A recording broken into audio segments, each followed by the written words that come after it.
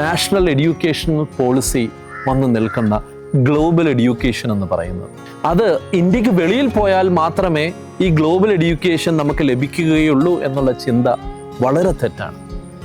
ഇന്ന് ഗ്ലോബൽ ടീച്ചേഴ്സിനെ അല്ലെങ്കിൽ സാംസ്കാരികമായി ഉയർന്ന ചിന്തകളുള്ള ഗ്ലോബൽ സിറ്റിസൺസിനെ നമുക്ക് ഇന്ത്യയിൽ കൊണ്ടുവരികയും അവരിൽ നിന്ന് നേരിട്ട് പഠിക്കാനും അറിയുവാനും അവരുടെ ചിന്തകളെ മനസ്സിലാക്കാനും സാധിച്ചാൽ അവിടെയല്ലേ ഗ്ലോബൽ എഡ്യൂക്കേഷൻ എന്ന് പറയുന്നത്.